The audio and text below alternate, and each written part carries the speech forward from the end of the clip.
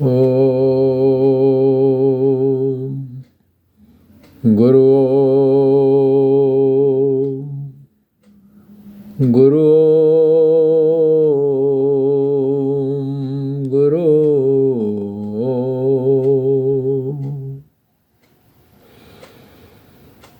तो आज हम ध्यान के विषय में बताएंगे। वैसे तो सिद्ध योग में ध्यान के लिए किसी विशेष विधि की आवश्यकता नहीं होती, क्योंकि शक्तिपात के प्रताप से कुंडलिनी शक्ति जागृत हो जाती है और कुंडलिनी शक्ति जागृत होने के बाद ध्यान अपने आप लगता है। किसी विधि का कोई भी प्रयोग नहीं करना पड़ता, लेकिन फिर भी जिन साधकों को शक्तिपात नहीं हो पाता या जिनको शक्तिपात करने वाले गुरु नहीं मिल पाते, तो उनके लिए आज बता रहे हैं कि ध्यान कैसे करना है, क्या करना है। तो सबसे बड़ी बात तो यह है कि हम चाहे साकार रूप का ध्यान करें, चाहे निराकार रूप का ध्यान करें, चाहे किसी मंत्र का ध्यान करें, और अगर हमें चक्रों का ज्ञान है कि कौन सा चक्र किस स्थान पर होता है हमारे शरीर में, तो किसी भी चक्र में हम ध्यान करें। तो सबसे बड़ी बात यह है कि ध्यान हम प्रारंभ में किसी भी चक्र के स्थान पर कर सकते हैं और किसी भी रूप का कर सकते हैं, चाहे वो देवी देवता का स्वरूप हो, चाहे अपने गुरु का स्वरूप हो, चाहे किसी प्रकाश बिंदु का हो, और चाहे दीपक जैसी ज्योति का हो। इसको आधार लेकर हम ध्यान प्रारंभ कर सकते हैं और मंत्र भी अपने इच्छानुसार या अपने गुरु के द्वारा दिए हुए मंत्र को जपते हुए ध्यान प्रारंभ कर सकते हैं। लेकिन इसमें सबसे बड़ा रहस्य यह है कि प्रारंभ तो हम अपनी इच्छा के अनुसार करेंगे, कौन सी विधि से हमको ध्यान करना है। चाहे हम अपनी सांसों के ऊपर करें, आती हुई भीतर जाती हुई सांस और बाहर जाती हुई सांस के आधार को लेकर करें, लेकिन जैसे ही ध्यान लगेगा, जैसे ही हमारा ध्यान लगता है, ये सारी क्रिया प्रक्रिया सब लुप्त हो जाती है और हमारा जो ध्यान होता है, जो अंतर का ध्यान होता है, जब वह अंतर में उतरता है तो हम साकार निराकार सब भूल जाते हैं। जैसे हम सोने से पहले हमारे अंदर कोई भी विचार आ रहा हो, किसी का भी कुछ भी हम सोच रहे हों, किसी के बारे में भी सोच रहे हों, लेकिन जैसे ही हम निद्रा में प्रवेश करते हैं, हम सब भूल जाते हैं। हम किसकी याद कर रहे थे, कौन सा विचार हमारे मन में आ रहा था, सब भूल जाते हैं। यहाँ तक कि हम कहाँ पर लेटे हुए हैं, हम बिस्तर पर हैं या ज़मीन पर हैं या घर में हैं या कहीं बाहर हैं, कमरे में हैं या छत पर हैं, सब भूल जाते हैं और हम निद्रा में प्रवेश कर जाते हैं। और निद्रा हमें अंदर से जो भी कुछ स्वप्न वगैरह दिखाती है, हम उसमें लीन हो जाते हैं और सोते रहते हैं।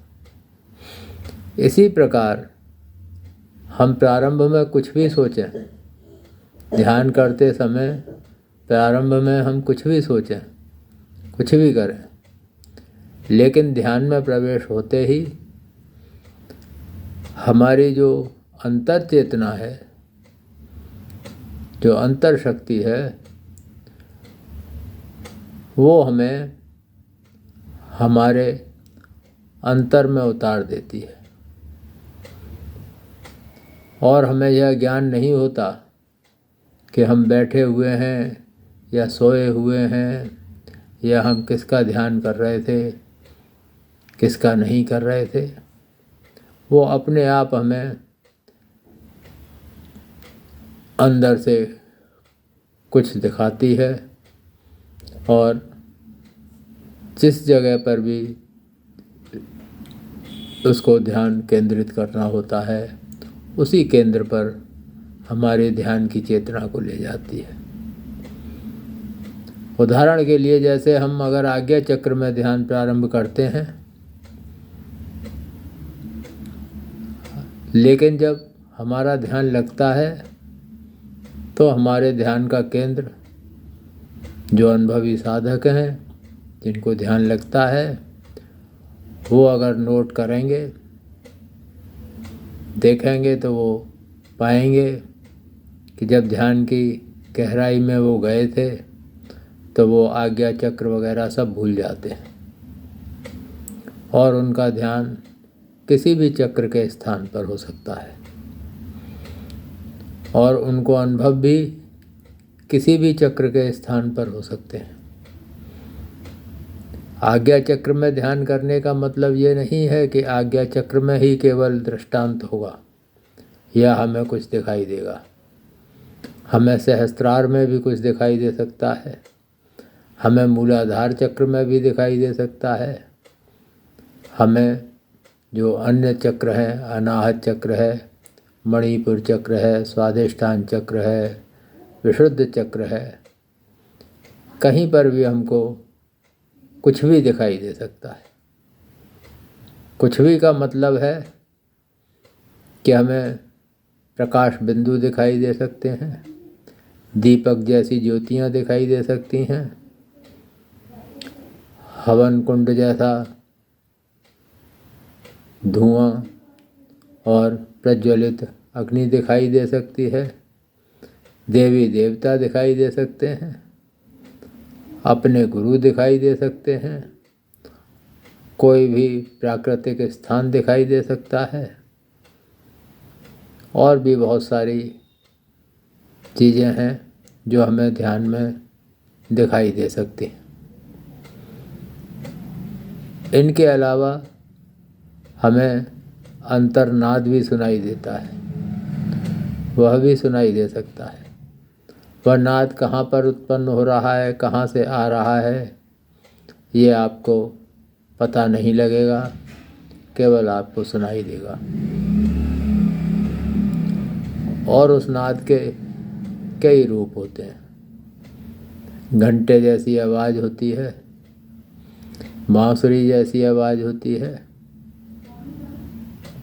भौरे जैसी गुंजन होती है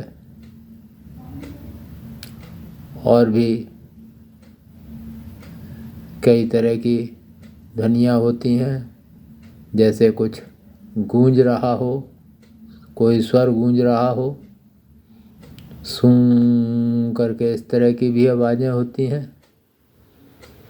तो ये सब साधकों के अपने अपने अनुभव के विषय हैं। किसी को कोई आवाज़ सुनाई देती है, किसी को कोई सुनाई देती है, किसी को कई तरह की आवाज़ें क्रमशः सुनाई देती हैं। इसी प्रकार ध्यान में प्रारंभिक अवस्था में कुछ और दिखाई देता है और अग्रिम साधना में धीमे धीमे जैसे हम आगे बढ़ते हैं कुछ और दिखाई देता है। तो हमारा कहने का तात्पर्य केवल ये था कि हम किसी भी विवाद में न पड़ें कि हमें इसी का ध्यान करना है, हमें ऐसा ही करना है, हमें साकार का ही ध्यान करना है, हमें निराकार का ही करना है, क्योंकि ये सब विषय जो है इनका अस्तित्व तभी तक है, इन विचारों का, इस वाद विवाद का अस्तित्व तभी तक है जब तक हम ध्यान में प्रवेश नहीं करते। और जैसे ही हम ध्यान में प्रवेश करते हैं ये सारे विचारधारा विलुप्त हो जाते हैं। शेष केवल बचता है तो जो हम गुरु मंत्र जपते हैं या जो मंत्र जपते हैं कोई सा भी, उसकी शक्ति ध्यान में शेष रहती है। उसकी शक्ति से हम ध्यान में प्रवेश करते हैं। जब वह मंत्र चैतन्य हो जाता है तो उसकी शक्ति से हम ध्यान में प्रवेश करते हैं। वो शक्ति हमारे साथ रहती है। और अगर हमारी कुंडलिनी शक्ति जागृत है, हमें शक्तिपात हुआ है, तो उस शक्तिपात की शक्ति का प्रताप, उसका प्रवाह वह ध्यान में हमारे साथ रहता है। तो इसलिए ध्यान करने वाले साधक जहाँ तक हो वहाँ तक किसी भी प्रकार के विवादों में न पड़ें। वो अपनी इच्छा के अनुसार, अपनी रुचि के अनुसार, अपनी अंतर्भावनाओं के अनुसार ध्यान प्रारंभ कर सकते हैं। तो आज बस इतना ही। शेष अगले वीडियो में बताएंगे। और हमारी यह श्रृंखला आत्म कल्याण के लिए, साधकों के ज्ञान वर्धन के लिए, उनके सहयोग के लिए बराबर जारी रहेगी, निरंतर चलती रहेगी। हमारा यह प्रयास होगा कि हर स्तर के साधक की समस्याओं का हम निराकरण कर सकें। जिनको शक्तिपात कुंडलिनी शक्ति जागरण की आकांक्षा है, वो हमारी ऑनलाइन जूम क्लास ज्वाइन करें, जिसका लिंक हम कई बार अपने YouTube चैनल में डाल चुके हैं।